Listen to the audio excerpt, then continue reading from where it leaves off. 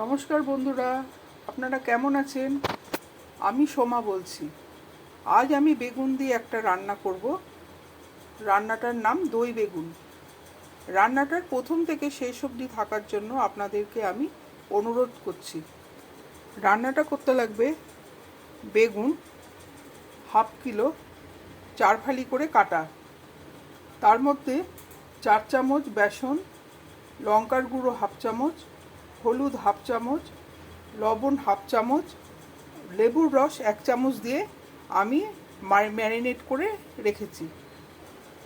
টক দই, তার মধ্যে আমি লবণ আর চিনি দিয়ে ফেটিয়ে রেখেছি।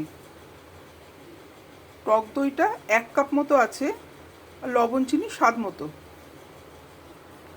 1 চামচ আদা বাটা আর 4-5টা কাঁচা লঙ্কা চিড়ে আমি জলে গুলে রেখেছি। ফোড়নের জন্য লাগবে গোটা জিরে,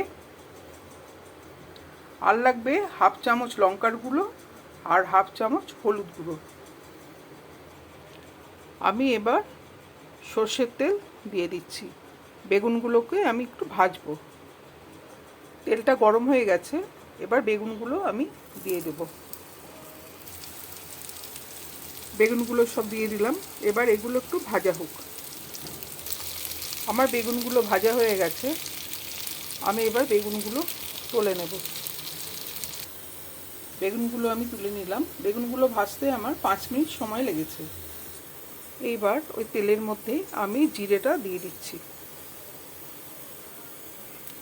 জিরেটা ভাজা হলে আদাটা আমি গুলে রেখেছি, সেই আদাটা আমি দিয়ে দেবো।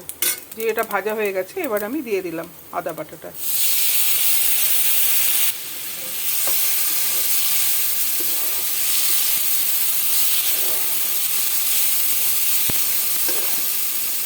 একটু জল দিয়ে দিচ্ছি। এবার লঙ্কার গুঁড়ো আর হলুদটা দিয়ে দিচ্ছি।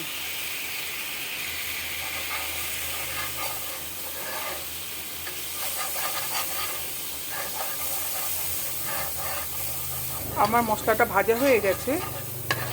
এবার আঁচটাকে একটু কমিয়ে আমি দইয়ের ওই মিশ্রণটা দিয়ে দেব।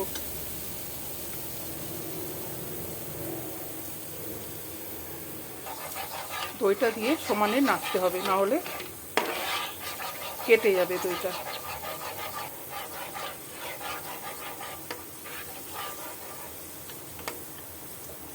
এইবার আমি ভাজা বেগুনগুলো দিয়ে দেবো এর মধ্যে।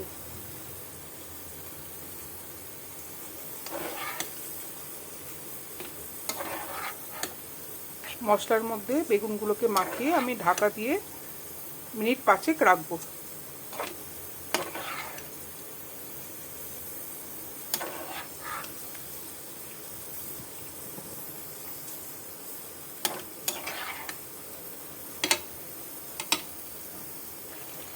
ঢাকা দিয়ে 5 মিনিট মতো আমি রাখবো। 5 মিনিট পর ঢাকনা খুললাম। আমার হয়ে গেছে দই বেগুন। আমার রান্না হয়ে গেল দই বেগুন। রান্নাটা আপনাদের কেমন লাগলো? যদি পছন্দ হয় রান্নাটা আপনাদের, তাহলে লাইক, কমেন্ট, সাবস্ক্রাইব করে আমার পাশে থাকার জন্য আপনাদেরকে আমি অনুরোধ জানাচ্ছি। নমস্কার।